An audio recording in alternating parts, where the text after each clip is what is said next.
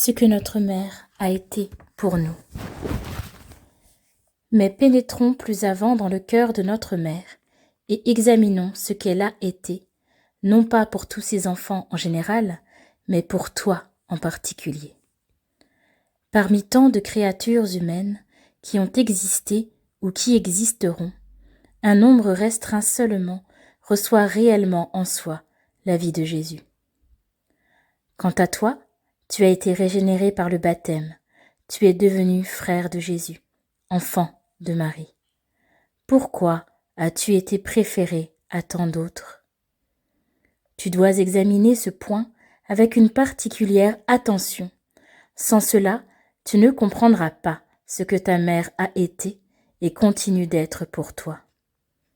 Rappelle-toi donc à nouveau le grand principe sur lequel est basée ta dévotion à la Sainte Vierge.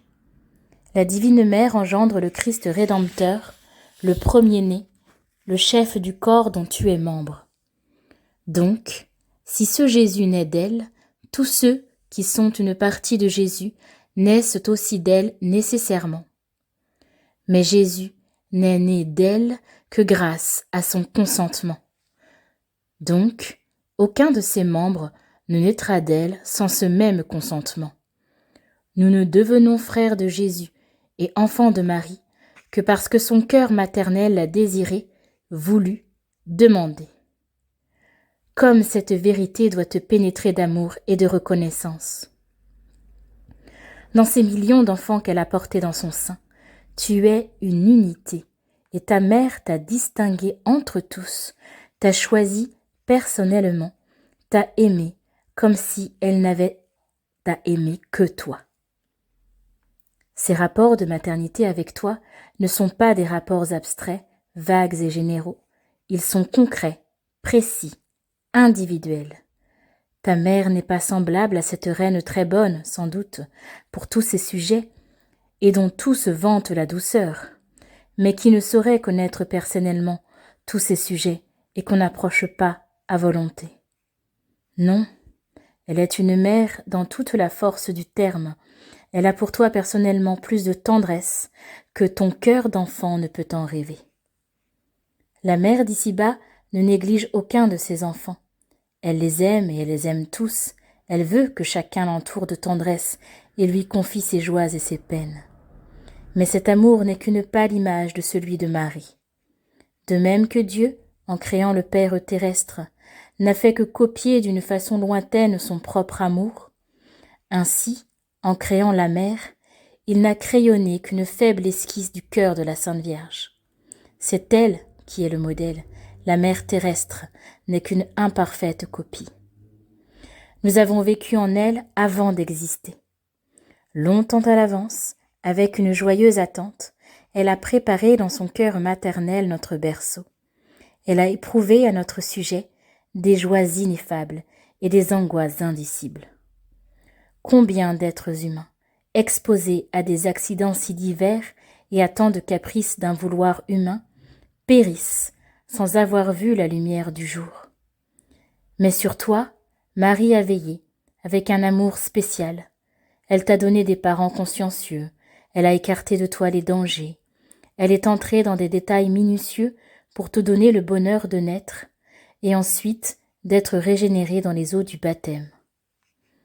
Avec quelle tendresse et quelle joie intime, elle a infusé en ce moment, en toi, la vie de son Fils.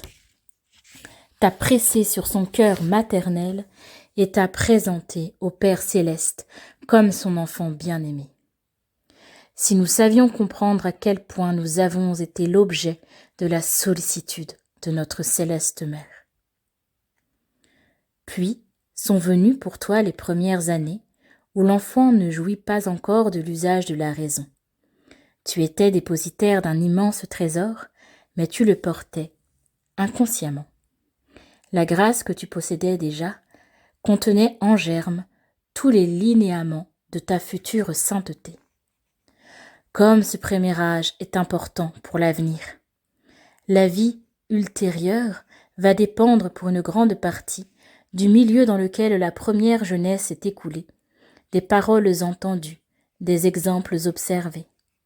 La mère, quand elle est pieuse, enseigne à l'enfant les premières prières, lui fait prononcer les noms de Jésus et de Marie, occupe son imagination de représentations saines et provoque dans les facultés sensibles des émotions bonnes, la crainte de certaines actions, l'amour pour certaines autres, l'aversion pour le mensonge, l'injustice, l'immodestie. Toutes ces impressions se gravent dans l'organisme si tendre de l'enfant et n'en sortiront plus qu'arrachées par la violence. Dis-moi, enfant de Marie, qui a préparé ta mère terrestre à t'enseigner la piété? Qui a ménagé les circonstances de temps et de lieu pour que tu fusses comme naturellement bon? Qui a mis près de toi les maîtres spirituels qui ont tenu éloigné de toi le spectacle du vice? C'est Jésus, c'est-à-dire son divin esprit, qui te voulait à lui, et par les soins de sa mère céleste. Aucune grâce, aucun bienfait, ou préparation de bienfait, n'est et ne sera jamais accordée à aucune créature, sinon par elle, par sa volonté. Tu ne connais donc pas toute la tendresse de ta mère, si tu ne la vois pas occupée de toi, à cet âge d'innocence et d'heureuse ignorance. Comme les enfants sont chers à son cœur, comme ils excitent sa sollicitude, comme elle veille sur la santé de leur corps et la beauté de leur âme. Rapporte-toi à ces premières années et revis-les pour autant que le souvenir t'en reste. Un être tout de bonté, mystérieusement occupé de toi, t'aimait, disposait tout autour de toi, écartant de toi les dangers invisibles, déposait dans ton âme la docilité à la grâce future, formait ton naturel et préparait tes facultés à recevoir les premières impressions surnaturelles. Ensuite, a sonné pour toi l'heure importante, celle où tu allais avoir l'usage de la raison et prendre en main la direction de ta vie surnaturelle. C'est un moment solennel, angoissant. Une créature va décider pour qui elle vivra, pour Dieu ou pour Satan. Cette volonté si jeune, qui ne tient encore que d'une main incertaine le gouvernail, se voit déjà menacée par la tempête que suscite l'ennemi de son salut. Mais elle est libre. Personne ne la privera de cette terrible liberté, ni l'enfer ni le ciel même. Ne vois-tu pas, âme chérie, avec quelle anxiété la Sainte Vierge a attendu ce moment? Quand la mère terrestre est pieuse et intelligente, ses premières années après l'usage de la raison sont pour elle pleines de préoccupations. Elle suit tous les mouvements du caractère, le jeu des passions de son enfant. S'il prend une mauvaise route, elle souffre indiciblement, elle prie, elle avertit, elle pleure comme Monique pleura son fils Augustin. Peux-tu t'imaginer avec quelle sollicitude le cœur de ta mère du ciel a attendu ces premiers moments et épié l'attitude que prendrait ta volonté libre vis-à-vis des suggestions de l'enfer? Peut-être as-tu à souligner plus d'un écart pendant ces années. Ta mère, attentive à tout, déplorait tes fautes, t'avertissait, te ménageait des remords, des contretemps, des malheurs pour te faire rentrer en toi-même. Ensuite est venue pour toi la grande solennité, le jour de la première communion, la première rencontre avec Jésus, ton frère. Tu as senti un attrait mystérieux pour ce Jésus caché, cet hôte divin qui t'appelait son frère. Dans le silence de ton âme, après la sainte communion, ce bon maître t'a fait les premières avances, a forgé ce premier lien qui devait t'attacher à lui, t'a donné le premier gage de tous les bienfaits dont il te comblerait dans la suite. Oh, comme la mère commune a préparé cette rencontre entre ses deux enfants, avec une émotion intime. C'est elle, divine Rebecca, qui a disposé ton cœur, y a mis à ton insu des sentiments qui pouvaient plaire à Jésus. Cette première grâce est si puissante qu'étouffée par une vie de péché, elle exerce encore plus tard une influence mystérieuse, souvent prépondérante dans l'âme du vieillard. Les parents chrétiens se réjouissent avec raison à l'occasion de cette première communion. Ils se rendent compte qu'il se passe alors quelque chose d'impénétrable entre l'âme de l'enfant et celui qui l'a faite pour lui. Mais la Sainte Vierge, elle, voit à l'avance toutes les conséquences que cette rencontre aura dans l'existence de son protégé. Peut-être a-t-elle vu alors que le souvenir de ces premières avances de Jésus serait pour toi, un jour, l'arrêt sur le chemin de la perdition. Peut-être aussi a-t-elle ménagé, alors, entre ces deux enfants, Jésus et toi, une union mystérieuse, comme nous le lisons dans la vie de certains saints. Tu n'as pas saisi alors le sens de cette grâce, mais elle a été le principe de l'amitié établie ensuite entre Jésus et toi. Rappelle-toi qu'en ce jour-là, tu as renoncé à nouveau, solennellement à Satan, à ses pompes et à ses œuvres, et comme gage de ta fidélité, tu as mis entre toi et Jésus la divine mère, en te consacrant à elle d'une manière irrévocable. Après ta première communion, ont commencé pour toi les années dangereuses. Qui ne voit approcher avec frayeur ce temps de la jeunesse, où toutes les passions s'éveillent, comme la nature au printemps, où tous les objets extérieurs, bons et mauvais, exercent comme une fascination sur l'imagination et le cœur. Les jeunes gens, heureux de vivre, s'avancent avec témérité sur ce chemin semé de roses, et ils ne soupçonnent même pas les serpents cachés qui les guettent au passage. Bons eux-mêmes, généreux, purs, ils s'imaginent que toute créature doit être bonne, aimante et désintéressée. Hélas, que de désillusions les attendent, que de peines et que de chutes. Comme l'âme du prêtre se serre de tristesse quand il voit de quelle façon ces jeunes âmes, si belles, se laissent surprendre et séduire, et perdre la grâce, la pureté, la candeur, pour devenir la hideuse proie de Satan. Si les mères pouvaient suivre pas à pas leurs enfants dans ces années où tout est enchantement et danger, si elles pouvaient lire les impressions qui entrent comme une foule tumultueuse dans leurs imaginations et leur cœur encore neuf, comme elles trembleraient, prieraient et souvent gémiraient.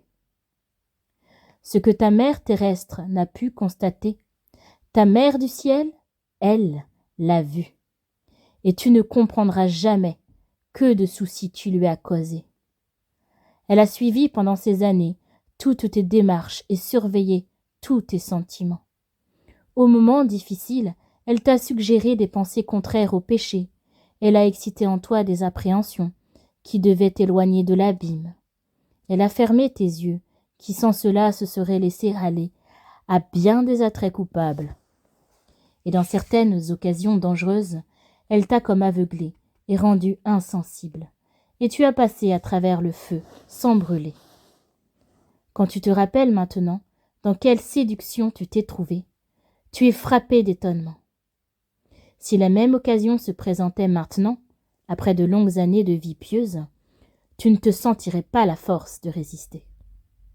Mystérieuse action de la grâce, providence maternelle toujours en éveil pour prévenir, ou du moins diminuer, tes fautes, et t'empêcher d'atteindre ce nombre redoutable de péchés qui devaient clore pour toi les portes de la miséricorde.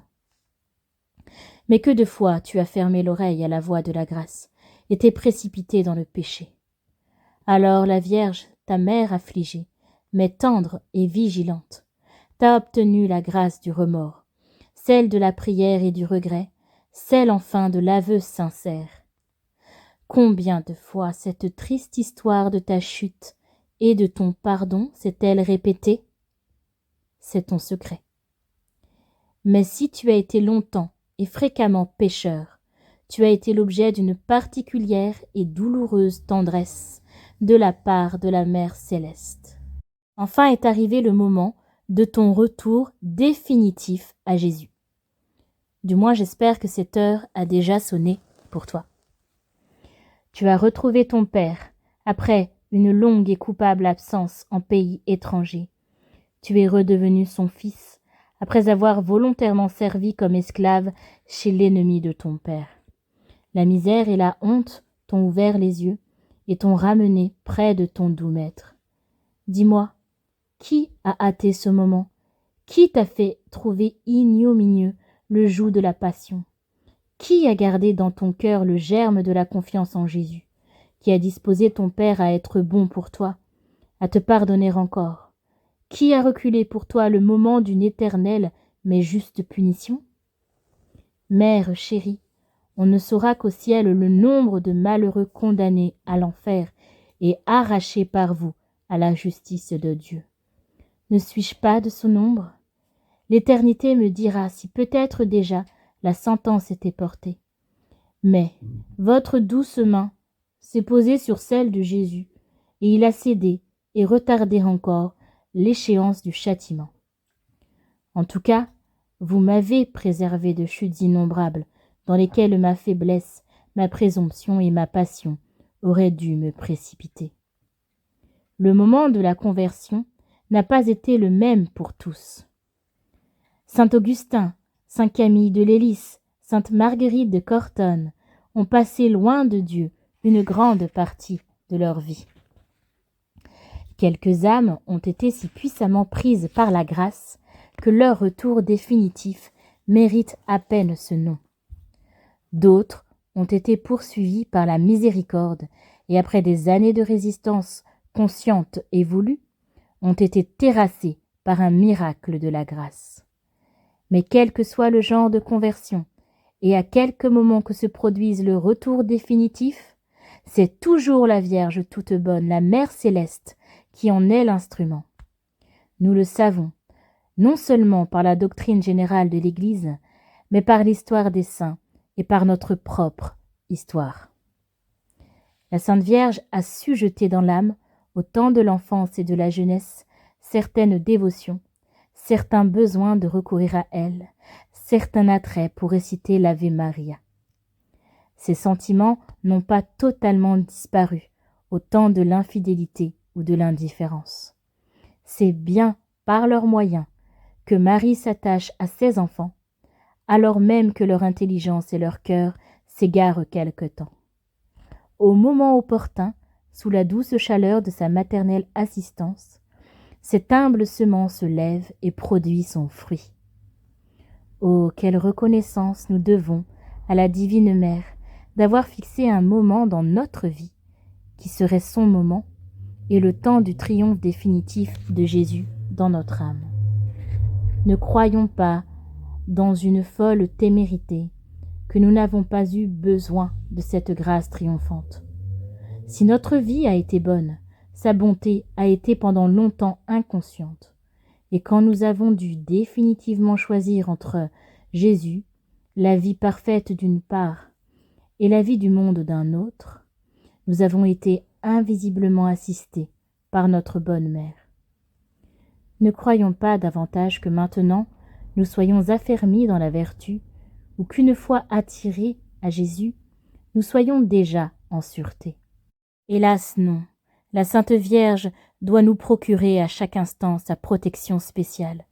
Si elle cessait un instant, nous retomberions dans notre première misère. Nous sommes constamment et infiniment dépendants de sa maternelle influence. Nous sommes, et nous restons, le petit enfant qu'elle porte dans son sein maternel et qui n'a de vie et de subsistance que par elle. Peut-être la Sainte Vierge a-t-elle fixé cette grâce décisive de ton attachement à Jésus dans une vocation spéciale à la vie religieuse ou sacerdotale? Remarque d'abord que, si elle ne l'a pas fait, cela ne signifie pas que tu ne lui sois pas très cher. Mais elle a sur toi d'autres vues. Elle te veut peut-être dans le monde, pour y soutenir la cause de Jésus-Christ, pour répandre dans un monde corrompu la bonne odeur du Maître, comme ces humbles violettes qui, dispersées çà et là dans les marécages, y répandent un parfum agréable. Elle veut te faire vivre au sein de la famille, pour y perpétuer ou y faire refleurir l'esprit chrétien, et susciter peut-être des âmes qui un jour seront consacrées à son service spécial. Mais, si elle t'a appelé et t'a conduit dans sa maison, C'est sûrement qu'elle a sur toi des vues d'amour particulièrement soucieuses. Si tu as été appelé et si tu as répondu à cette invitation, souviens-toi avec amour et reconnaissance de la genèse et du développement de cette vocation. À certains moments, une idée lumineuse a surgi dans ton esprit. Je serai prêtre, et une émotion intense s'est emparée de toi. La voix de Jésus était si douce, si pénétrante. Tu seras à moi, tu seras mon enfant de prédilection, ta vie se passera près de moi.